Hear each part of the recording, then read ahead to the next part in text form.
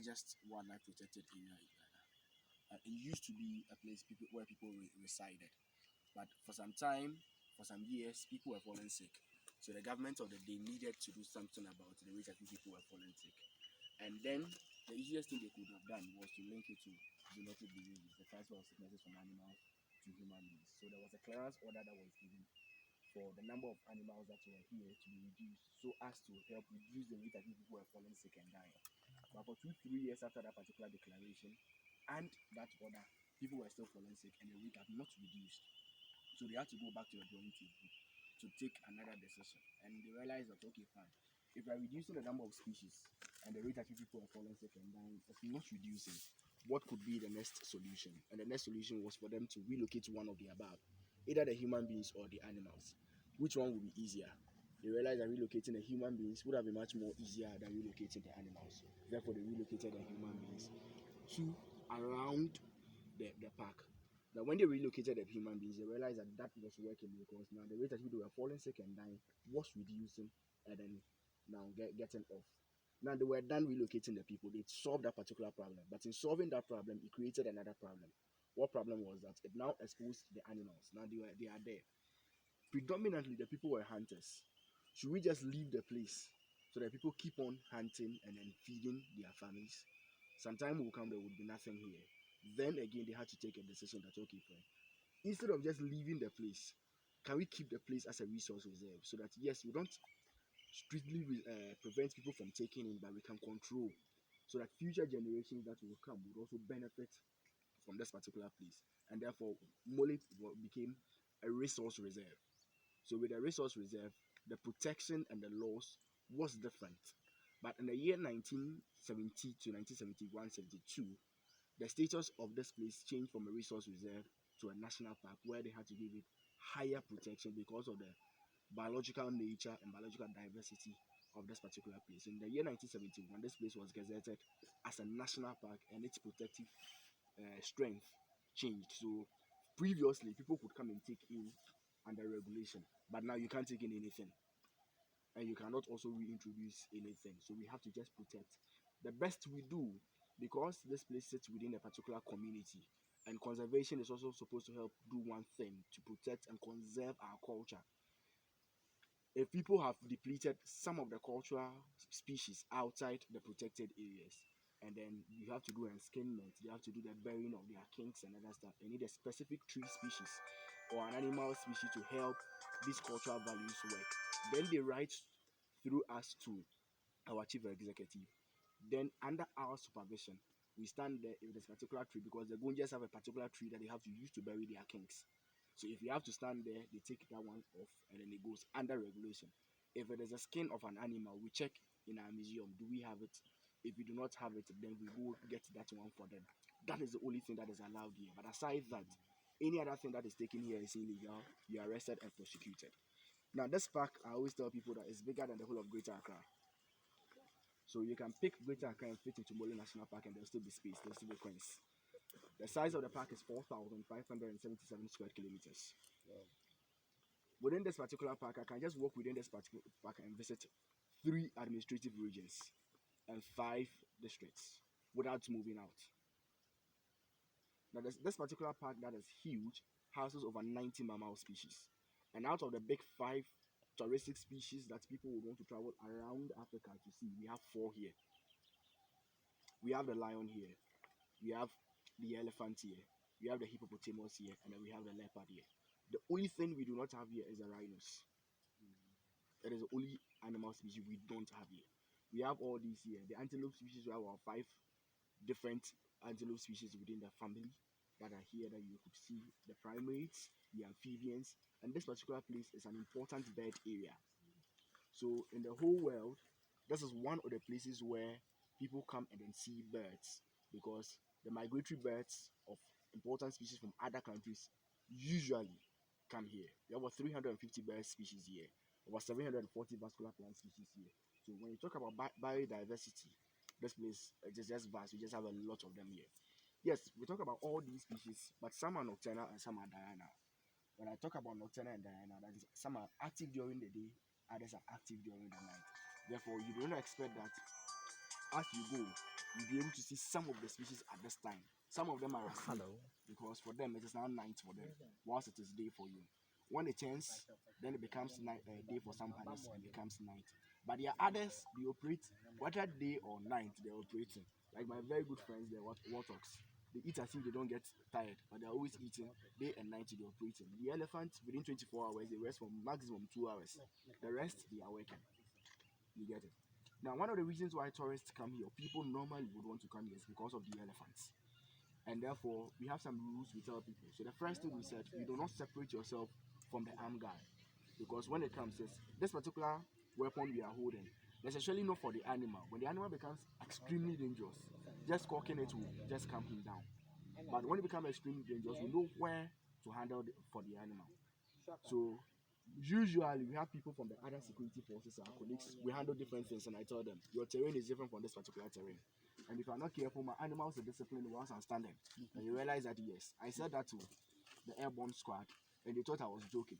Just 5 minutes later, the baboons came around, and they just took one military lady, placed her on the ground, took what they wanted, and they couldn't do anything. But they didn't even know when the baboon was coming and how the baboon took it from them. But you can't harm the baboon because you are within its territory. So when I hope you didn't instigate the bamboo to do that. No, you see, there are certain things you do that we know it will call for an attack or it will call for a reaction from an animal. So we'll tell you don't to do it. But as human beings, as we are so stubborn. We think, oh, we'll be able to maneuver our ways through. So when it happens like that, I just allow you to have an experience. So when you have an experience, a welcome address by my species, next time when you come and we are talking, you understand. Because when you're in your room, the babu can come and knock, and you think it's a human being. He opens the door and realizes it's a lady and who la la. For the lady, I don't respect her. I can take what I want to take. So when you are inside, I tell you that when you hear a knock, just try to communicate with the person behind the door and note it's a human being or not. So if I tell you this and you don't mind, and you think, oh, you have come and you can just open, feel free. Because even our doors, they can come and open. Obi, that's what one came. One came and was knocking. I woke up and then I remember, yes.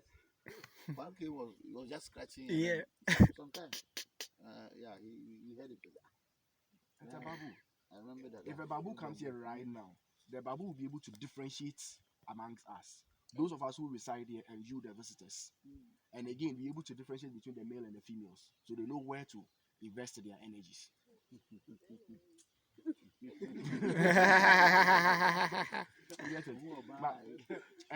It is fun. Just like they are too stubborn, there are things we also get to learn from them. So I talk about just 2 or 3 species and we get into the field. I began with the babu. Now, in as much as the monkey species or the primates are so stubborn, there are things we could still learn from them as human beings because we are living those particular values. What value is this? When you are a lady and you are born, you are asked to stay in the house and know how to take care of the family, know how to take care of children. Now, because of what? Because of education, and because we don't have time, most of us are losing that because we are all running around. But in the Babu family, that is so important. You see them move in a community, and when a mother gives birth, it is a responsibility of that particular mother to train a younger female to be able to take care of the family and take care of the younger one, so that when you give birth, you'll be able to do that. So when you see babus there and you see them hitting themselves and playing, and just or training. Like normally we see it, oh, we don't really understand what they are doing. But this is a communal life they do, and it's a particular training they are doing and they are giving to themselves. Now in the world, people think, especially we guys, we think we are polygamous. One lady is not enough for us, and we think that when you are moving with one lady, you are too poor. So, but I tell people that if you think you are polygamous, come and ask my friend the cop. The cop is more polygamous than you are. The cop can have as much as 50 females to itself, and no other male comes in. Now, if you're a male,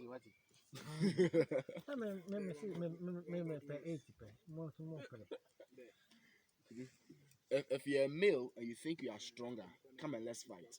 This is a funny thing that happens. When another male decides to fight to a particular family, the females will relax, cross their legs, and watch the two of them fight. When you are done, the survival of the fittest, the one that wins, come to take over the family. Now, why are these females doing this? They are doing this because they do not move away from certain things they are looking for from males. Now, you might have your specifications. So if you are not married, it gets a particular time, you think your time bomb. So let me just allow any other thing. Animals do not do that. A man that can provide a home for myself and my children is the man I want. A man that is stronger and defend us in times of trouble is the man I want. A man that can fend, give us food. If you lack these three basic amenities, they won't follow you. So if you think you are stronger and you are able to mate with these 50 females, when it is danger, stand and defend us. If you fail, that means next time somebody can come and kill us. So go your way and let's go with the one that is stronger. Survival of the fittest.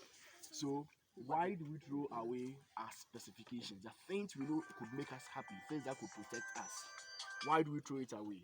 And they know they take these particular things so that they are able to transfer it from one generation to the other. Our very good friend, the elephant, which I know when most of us see the elephant, we're so much happy we wouldn't want to move. Now, don't be deceived by the size of the elephant. The elephant is, I think, the second or the third fastest animal on land. Yes. The second fastest animal on land. So don't be deceived by the size at all. Don't. So please, when we get to the elephant, we communicate with the animals. You get it? They can tell myself, oh, Paul, Abdullah, bring them closer. We know. We'll take you closer. Sure. Yes, when he tells you don't bring them closer, please, we know. So when we tell you don't go closer, don't go. If we tell you you can go because we communicate with ourselves. If you know your work and you know your animals, you're able to communicate with them. Animals communicate with signs. So let me tell you this. People tell me that animals attack. I tell them animals do not attack. They defend themselves. When you have a dog in your house and the dog, you're going to visit him, the dog does not know you. From a distance, the dog sees you and the dog will start giving you warning. Thank you. Baboon. Yes. Oh, baboon is operating. Thank you very much. I know. Yes. It is good. It is good. Oh. Oh. They always give them a welcome address and I'm always happy for that. The dog will give you that signal. Don't come. Human beings, we are stubborn. You continue to go. They get to a distance. At first, it was lying down and giving you the sound. You are coming, so it will now get up. You keep on coming. Then it will now become fierce. When you enter the territory, the only thing it does is to what? Defend that territory because it has been asked to defend the territory. Yes. It has been asked to defend that particular territory. Oh yes, it's stronger.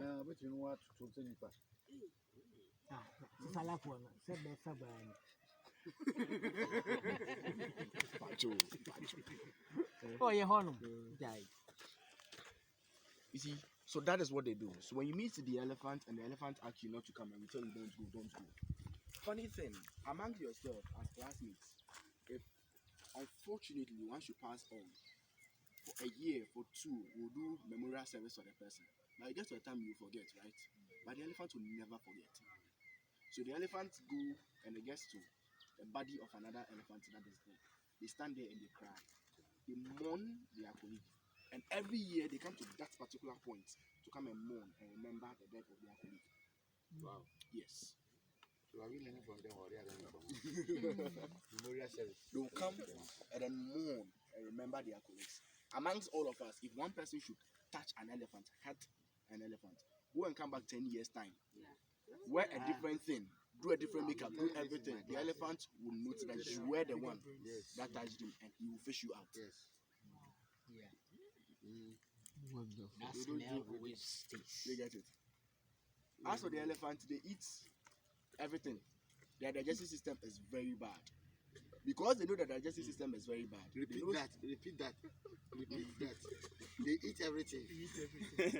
This system is bad.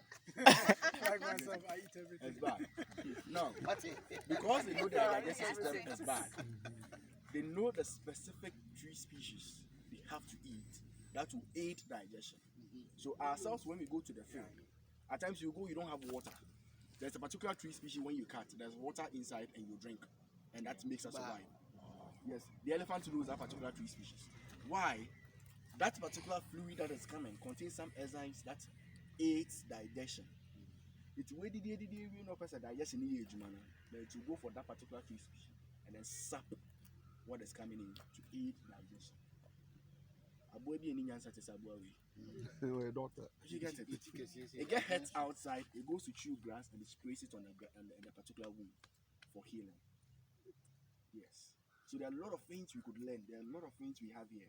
But you see, you have left where you are. If somebody's coming to visit you and the person does not call you, the person wouldn't know you are in Mole, right? Yes. So if we do not also inform the animals you are coming, so we did not tell them that they'll be having visitors here. Some might be going to visit their girlfriends, their mothers, their family members. So in case we go and you do not see any of them, don't be offended, because the whole of Greater Accra, they are going around. So the ones you will see would enjoy them and would have fun. So in the field, I hand over to Abdullah. Abdullah will take us through everything we are going to do. But if there's anything that I have to come in, I'll come in. Thank you very much.